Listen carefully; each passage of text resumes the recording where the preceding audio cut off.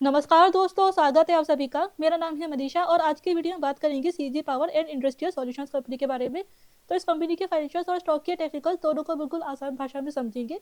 अगर आप fresh entry करना चाहते हैं तो कहाँ पे बनेगी, टारगेट क्या रहेंगे, स्टॉप लॉस क्या रहेगा, और अगर आपने पहले से होल्ड कर रखा है स्टॉक को तो आगे आपको होल्ड करना चाहिए नहीं, ये क्या करना चाहिए, सारी चीज़ डिस्कस करेंगे। तो वीडियो में एंड तक रहिएगा ताकि आपसे कोई भी इन्फॉर्मेशन मिस ना हो। तो शुरुआत करेंगे चार्ट पैटर्न से। डेली चार्ट से शुरुआत करते हैं। तो इस स्टॉक को लेकर कमेंट था अनिल जी का, तो आपने 430 पे बाई किया हुआ है और यहाँ से आप 50% रिटर्न में होगी अभी। और जिसने अपना लाइफ टाइम हाई लगाया वहाँ पे आप 100% रिटर्न में थे। तो अभी आपको आगे होल्ड करना चाहिए नहीं। तो मुझे लगता है कि ये जो करेक्शन अभी हुआ है रिसेंटली, ये टेम्प्रेरी करेक्शन है, आगे स्टॉक डेफिनेटली ब्रेकआउट देगा। अभी यहाँ पे स्टॉक जो है, यहाँ पे इसने कंसंट्रेट किया है, फिर ब्रेकआउट दिया है और ये ब्रेकआउट फेक ब्रेकआउट था। यहाँ पे जो है ब्रेकआउट फेल हो गया और स्टॉक में वापस करेक्शन हुआ। तो यहाँ पे ये सपोर्ट था 782 का, और यहाँ पे एक छोटा सा जोन था जहाँ पे स्टॉक ने सपोर्ट लिया होता, बट अभी रिसेंटली इसने ब्रेक डाउन दिया है। और ये ब्रेकआउट फेल क्यों हुआ है, क्योंकि इसके Q2 रिजल्ट आए थे और रिजल्ट के बाद स्टॉक में लगातार गिरावट दिखने को मिली, लगातार दिखने वाली है, क्योंकि इसके Q2 रिजल्ट में इसका जो मार्जिन है वो 15% से घट के 12% हो गया है। ईयर और ईयर पे 3% की गिरावट है और इससे नेट प्रॉफिट भी कम हुए हैं। तो ये मार्जिन कम क्यों हुए है, तो इसका एक जो रीज़न है वो कंपनी के जो MD एंड CEO है उन्होंने खुद बोला है कि इसका रीज़न है कि कंपनी जो अभी हाल ही में एक्विजिशंस करी है उससे रिलेटेड कुछ एक्सपेंसेस थे, कुछ regulatory cost and finance cost वगैरह थी। और साथ में जो कंपनी ने नई स्ट्रेटजी लॉन्च करी है GTM यानी गो टू मार्केट स्ट्रेटजी, जिसके तहत इनको मार्केटिंग में काफ़ी एक्सपेंस करना पड़ा। कंपनी जो मार्केटिंग कंपनी से उनको भी एक्सपेंस देना पड़ा होगा। तो इन सभी चीज़ों में जो है इसी में 36 करोड़ रुपये कंपनी ने स्पेंड करे। और जो इन्होंने अभी हाल ही में एक एक्विजिशन किया था जीजी ट्रॉनिक्स नाम की कंपनी का, तो ये एक्विजिशन अभी अगस्त 2024 में कंप्लीट हुआ था और इससे इनको एक रिसेंटली ऑर्डर भी मिल चुका है। 27 नवंबर को इनको यहाँ पे ऑर्डर मिला था और स्टॉक में तेजी भी देखने को मिली थी 3% की। तो ये जो ऑर्डर था ये इनके रेलवे बिजनेस से रिलेटेड था, यानी कि लोकोमोटिव वर्क जो वेस्ट बंगाल से एक ऑर्डर था। ये 500 से 600 करोड़ रुपए के प्राइस रेंज में ये ऑर्डर है, 1 साल के अंदर इन्हें एग्जीक्यूट करना है। तो इस एक्विजिशन से हाल ही में इनको एक ऑर्डर मिल चुका है। और साथ ही ये जो ऑर्डर है ये कवर सिस्टम से मिला है, यानी कि कवर सिस्टम में जो भी हाल ही में बड़े बड़े आगे चल के जो बड़े टेंडर्स ओपन होंगे तो उसमें भी ऑर्डर मिल सकते हैं। अभी एक छोटा ऑर्डर मिला है और ये सारी चीज़ें जो बता रही है ये जो बातें ये मैनेजमेंट ने खुद बोली है इंटरव्यू में, आप उनका इंटरव्यू चेक कर सकते हैं जिससे आपको स्टॉक में और भी ज़्यादा आइडिया लगे। अभी जो अगर इनके रिजल्ट देखते हैं तो इंडस्ट्रियल सिस्टम्स में ये Q1 के रिजल्ट है। तो यहाँ पे इंडस्ट्रियल सिस्टम्स में रेवेन्यू ग्रोथ है ईयर पे, लेकिन प्रॉफिट ग्रोथ नहीं है। 211 से घट के 193 करोड़ प्रॉफिट है। और साथ ही Q2 के रिजल्ट देखते हैं तो यहाँ पे भी इंडस्ट्रियल सिस्टम्स में ग्रोथ है ईयर पे रेवेन्यू में, लेकिन प्रॉफिट ग्रोथ यहाँ पे भी नहीं है। 222 से घट के 175 करोड़ प्रॉफिट हुए। तो इस सेगमेंट में जो है कंपनी को मार्जिन प्रेशर देखने को मिल रहा है। रेवेन्यू बढ़ने के बाद ही प्रॉफिट कम हुए। तो ये जो इन्वेस्टमेंट हाल ही में कंपनी ने करी है और जो इनका रेलवे बिजनेस है वो इंडस्ट्रियल सिस्टम्स में आता है। तो वहाँ पे जो इन्होंने एक किया था जीजी ट्रॉलिस का, तो वहाँ से भी आगे चल के कवच जो गवर्नमेंट का जो एक प्रोजेक्ट है वहाँ से काफ़ी टेंडर्स इनके लिए ओपन हो गए, नए प्रोजेक्ट्स ओपन हो गए। एंड साथ ही में ये इस एक्विजिशन से रिलेटेड भी जो कोर्स वगैरह थी और जो इनकी काफ़ी इंपॉर्टेंट एक मार्केट स्ट्रेटेजी है गो टू मार्केट, उससे भी रिलेटेड जो एक्सपेंसेस है। तो ये सभी जो एक्सपेंसेस है इसकी वजह से मार्जिन में प्रेशर हुआ है और ये एक दो क्वार्टर के लिए है। ये बात जो कंपनी के CEO है उन्होंने बोली है। तो ये एक दो क्वार्टर में, अगले क्वार्टर में हो सकता है आपको मार्जिन पे थोड़ा प्रेशर देखने को मिले, बट अगर आप लॉन्ग टर्म के लिए स्टॉक को होल्ड कर रहे हैं जैसे कि आपने 1 साल से होल्ड कर रखा है तो आगे चल के इसके मार्जिन वापस से इंप्रूव हो जाएंगे। जैसे ये जो इन्वेस्टमेंट करिए इनसे जो रिटर्न आना शुरू होंगे तो मार्जिन भी इंप्रूव हो जाएगी। और ईयरली बेसिस पर आप देखिए तो अभी लास्ट ईयर इनके हाईएस्ट मार्जिन रहे थे अब तक की 40%, वैसे ही 40% के पास इनके मार्जिन ईयर पे वापस से आ जाएंगे। तो ऐसा कोई घबराने वाली बात नहीं है। अगर आपने अभी तक होल्ड कर रखा है, आप आगे भी स्टॉक को होल्ड करना चाहते हैं तो डेफिनेटली कर सकते हैं। इस रेंज के जैसे ऊपर ही स्टॉक निकलेगा तो वापस से अभी मुझे लगता है कि ये जो इसमें करेक्शन है ये करेक्शन नहीं है, ये कंसोलिडेशन फेस है, क्योंकि इसका पी ज़्यादा हो गया था तो वैल्यू करेक्शन भी है, एंड बुक वैल्यू भी अभी ज़्यादा है। तो इस वजह से और साथ में मार्केट सेंटीमेंट भी अभी डाउन है। इसके जो अगर पीयर्स कंपनीज को भी देखते हैं सीमेंट्स एंड ABB, इसका चार्ट आप देखेंगे तो ये भी बिल्कुल वैसे ही बिहेव कर रहा है। इसका चार्ट भी पहले तेजी है, फिर उसके बाद में कंसोलिडेशन फेज है, यहाँ पे फेक ब्रेकआउट है और उसके बाद में गिरावट है और यहाँ पे अभी इस जोन को भी इसने ब्रेक डाउन कर दिया है। और जो दूसरी कंपनी है ABB, इसका भी बिहेवियर कुछ ऐसा ही है। स्टॉक का पहले अच्छी तेजी है, उसके बाद कंसोलिडेशन फेज है और उसके बाद ब्रेकडाउन दिया है। एंड इसने अपने जो ये वाला इलेक्शन डे रिजल्ट का जो लेवल बनाया था उसको भी ब्रेक कर दिया है, जो कि सीमेंस और CG पावर ने अभी तक नहीं किया है। तो ये जो स्लो डाउन हमें देखने को मिल रहा है, ये साइक्लिक स्लो डाउन है, ये सेक्टर में स्लो डाउन है। जैसे ही सेक्टर में तेज़ी आएगी तो इस स्टॉक में वापस तेज़ी आएगी।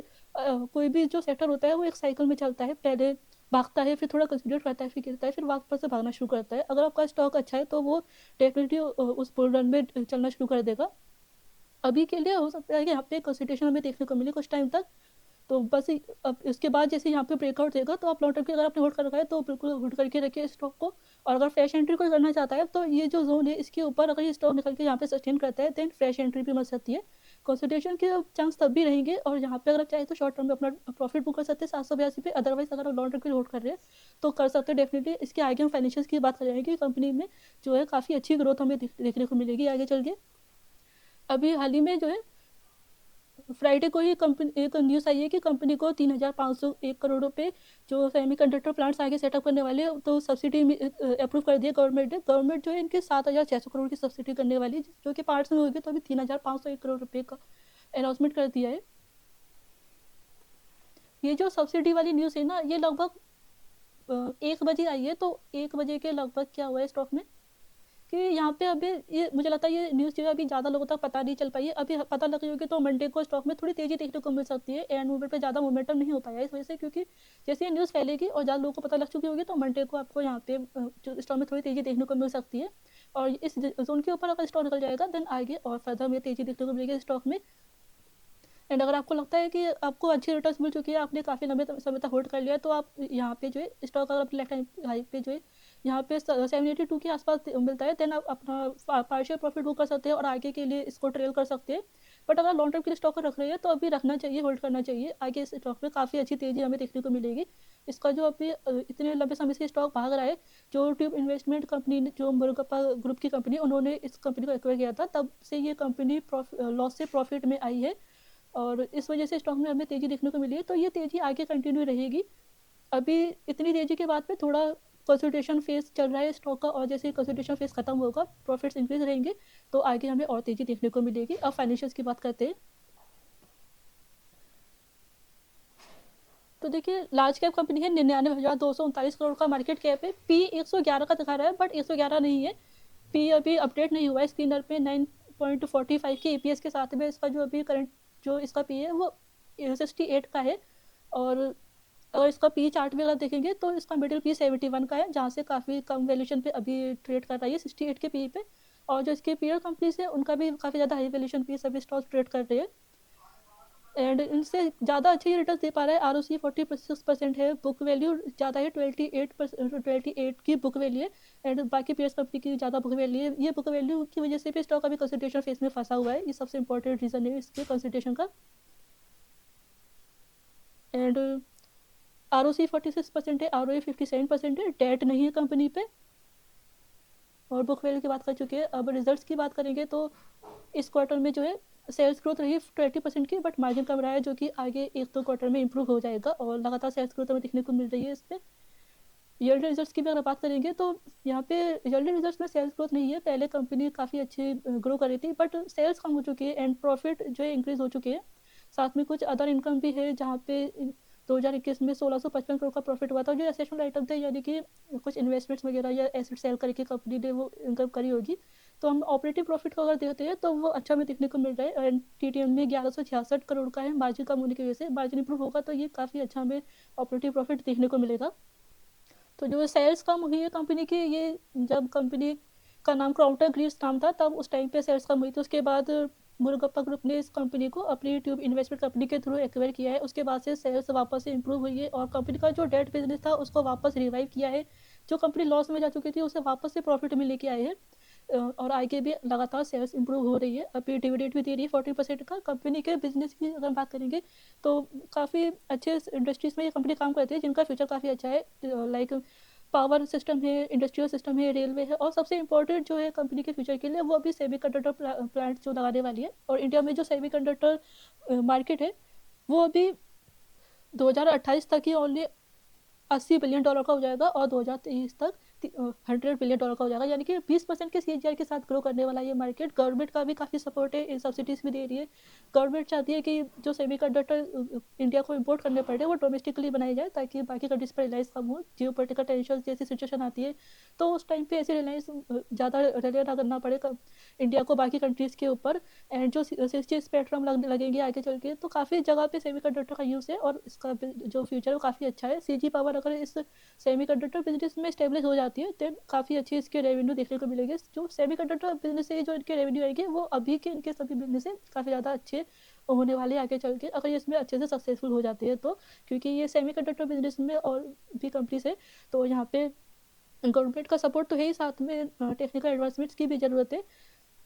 बहुत ध्यान से ये बिजनेस करने की ज़रूरत है कंपनी को, बिकॉज सेमीकंडक्टर बिजनेस जो है वो एक टेक्नोलॉजिकल कॉम्प्लेक्स बिजनेस है। तो आगे देखते हैं क्या होता है। अभी बैलेंस शीट की अगर बात करेंगे तो जो इनके डेट टू इक्विटी रेशियो था वो काफ़ी ख़राब था, जिसको बिल्कुल इम्प्रूव कर दिया है। अभी रिजर्व्स भी है और पूरा डेट इनका रीपे हो चुका है। और रेशियोज़ की बात करेंगे तो 47% का ROC है, जो कि काफ़ी अच्छा है और 3 सालों से बहुत अच्छा ROC मेंटेन किया हुआ है इनने। इन्वेस्टर्स में प्रोमोटर्स है 58%, FIS 14%, TIS 11%, पब्लिक होल्डिंग 15%। और टिकट टेप पे देखते हैं तो जो रिटेल होल्डिंग है वो 8% है, और ये रिटेल होल्डिंग पहले भी 8% थी, जो ऐसे नहीं से उन्होंने स्टे सेल किया है और बाकियों ने बाई किया है, तो रिटेल होल्डिंग ज़्यादा नहीं है 8%। अभी कंपनी ने QIP भी अप्रूव किया है, तो QIP में 3,500 करोड़ रुपये रेस करने वाले हैं, जो कि अभी करंट मार्केट प्राइस के साथ अगर देखेंगे तो लगभग 5 करोड़ के समथिंग शेयर्स होंगे। तो अगर ये QIP में थोड़ा डिस्काउंट पे लिस्ट हो गया तो भी हमें थोड़ी स्टॉक में आगे चल के गिरावट देखने को मिल सकती है, बट वो टेम्परेरी गिरावट होगी और आगे स्टॉक वापस से रिवाइव करेगा।